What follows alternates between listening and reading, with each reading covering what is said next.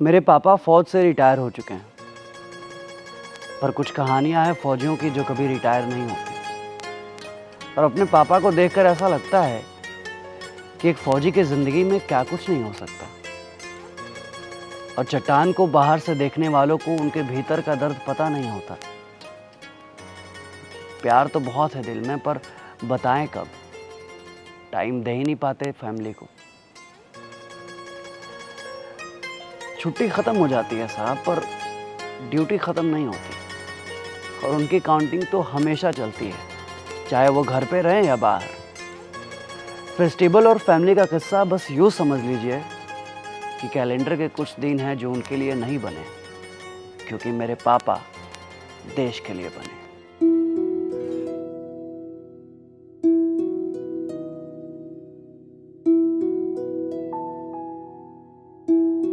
लोगों को नहीं पता होगा कि एक फौजी की लास्ट होली कब थी, 4 साल पहले या 5 साल पहले। और इन 4 सालों में रंग कितने फीके हो गए उन हाथों की मेहंदी से पूछिए, जो माँ हर तीज त्योहार आज भी इंतज़ार करती है कि शायद अब भी कोई बेल बजा दे और वो इत्मीनान से कहे कि लो तुम्हारे पापा आ गए। उनके ज़िंदगी में गर्व करने के लिए बहुत कुछ है, और फील करने के लिए कुछ भी नहीं। थोड़ा थोड़ा करके इतना दूर निकल आए कि पीछे मुड़कर देखो तो एक दूर तक बस अंधेरा दिखाई देता है। और मुझे लगता है कि एक फ़ौजी इतना मैच्योर नहीं होता जब वो फ़ौज ज्वाइन करता है, पर जिम्मेदारियां धीरे धीरे कितना मैच्योर बना देती है, ये बस पापा को देखकर पता चलता है। जब एक फ़ौजी छुट्टी लेकर घर भी आता है तो 2-3 दिन बाद वो बड़े से घर में अकेले लगने लगता है। उसे पता नहीं ये क्या है, ये खालीपन, ये अकेलापन क्यों है, पर कुछ तो है जो भीतर से भरने नहीं देता। जैसे कुछ किसी ने बाहर से ब्लॉक कर दिया हो। कितना ज़्यादा सोचने लगता है समय से आगे, पर सोचे भी क्यों ना साहब, उनके कंधों पर इतनी बड़ी जिम्मेदारी जो है तो सोचना तो पड़ता है। और सच भी यही है कि ज़माने के इस जोड़ घटाव में कितना कम परसेंटेज दिया है हमने उनको। दूसरों को समय देने वाले कितना कम समय देते हैं खुद को। कभी कभी मैं सोचता हूँ कि शरीर के इतने बड़े हिस्से में उनका दिल का हिस्सा कितना कम होता होगा, जो धड़कता भी है तो बाहर से पता नहीं चलता। बहुत महसूस करो तब बस इतना पता चलता है कि भीतर कुछ तो है जो बाहर आने को बेताब है। और पापा की मन की कई ऐसी कहानियां हैं जो वो बस सुनाकर अपना दिल हल्का करना चाहते हैं, पर वे कहानियां हमारी समझ से बहुत परे हैं। उन कहानियों को समझ सकूं, शायद मैं इतना समझदार हुआ ही नहीं अभी, और शायद कभी हो भी ना पाऊँ। हालात ये हैं कि बात करने को मन भी करता है और कर भी नहीं पाते।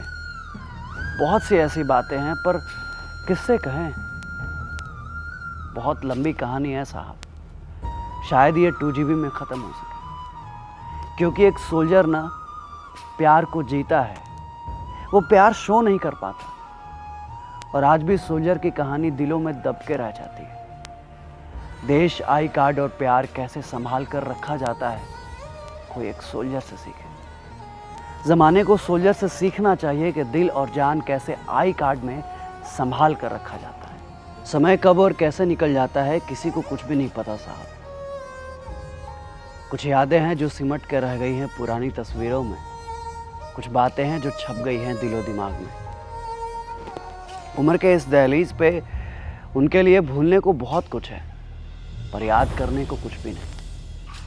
उनकी पहचान बस इतनी सी है कि गांव में कोई एक रिटायर्ड फौजी है जो छोड़ दिया था गांव को कई दशक पहले। पर अब वो फौजी कैसा है किसी को कुछ भी नहीं पता। जब तक वो सर्विस में थे लोग जानते थे उन्हें, पर अब जो वो गुमनाम हैं तो किसी को उनकी कोई खबर नहीं। और किसी बरगद के पेड़ का अकेलापन शायद ही नई जनरेशन को पता हो। और आदमी जब अकेला होता है ना तो बहुत कुछ कहना चाहता है। भले ही हम उन कहानियों को सुनकर अनसुना कर दे, पर उन कहानियों को सुनने और न सुनने से कहानियों का वजूद ख़त्म नहीं होता। आलम यह है कि ज़िंदगी में बहुत कुछ हो जाने के बाद भी सेकेंड हाफ में बहुत कुछ बच नहीं पाता। कुछ मेडल्स हैं जो कभी सीने से लगाए रखते थे, वो नेम प्लेट जिसे लगाने का एहसास किसी रोमांच से कम नहीं।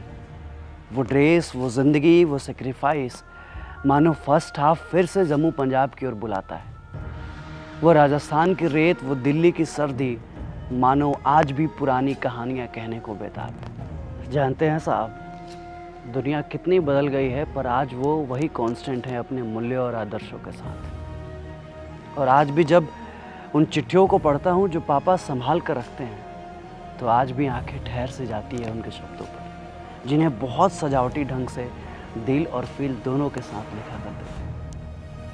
सच कहें तो व्हाट्सएप की इस दुनिया में उस चिट्ठियों वाली फील को फील करना बहुत मुश्किल है, क्योंकि यहाँ कहने को बहुत कुछ है, पर सुनने वाला कोई नहीं। और सच कहें तो उन यादों को ढो रहे हैं वो अपने सीने में, क्योंकि वे तो रिटायर हो गए हैं, पर मन मानने को तैयार नहीं है। ट्रेनिंग के वो चम्मच, मग और स्टील के बक्से, वो बैग जो आज भी खाली पड़ा है किसी कोने में, वो जूते की चमचमाहट आज भी छोड़ जाती है उस परेड ग्राउंड में जहाँ से कहानी शुरू हुई थी लंबे सफ़र के लिए। वो सेविंग ब्लेड, वो फिटकरी आज भी गई नहीं उनकी यादों से। और ये भी इत्तेफाक है कि रिटायरमेंट के बाद ज़िंदगी छूट जाती है, पर दिल वही कहीं रुक जाता है उन्हीं सब यादों में। मन तो बहुत है कि निकल जाएं यादों की उस दुनिया से बेखबर, जिस दुनिया में अब कोई खबर नहीं। सपने तो बहुत हैं, पर ज़िंदगी के इस सेकेंड हाफ में अब कोई अपना नहीं। यहाँ कुछ भी वैसा नहीं, अब जो है वही रुक सा गया है यादों में। वो मेडल जिसे अब टांग दिया गया हो सिरहाने, वो संदूक जिसे अब कहीं रख दिया गया हो छज्जे पे, वो जगह जिसे कहीं एडजस्ट कर दिया गया हो कोने में, वो ज़िंदगी जिसे सेक्रीफाइस कर दिया हो घर जोड़ने में। अब कुछ है तो बस यही है, एक भीड़ का अकेलापन, जगती आँखों का सूनापन, एक उम्मीद की कसक जिसे कभी जवानी में ही छोड़ आए थे।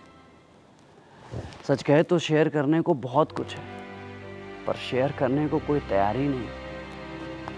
और ये भी सच है कि फौजियों का सेकेंड हाफ आसान नहीं होता। जीवन के एक हिस्से को डायरी के कुछ पन्नों में समेटना इतना आसान नहीं।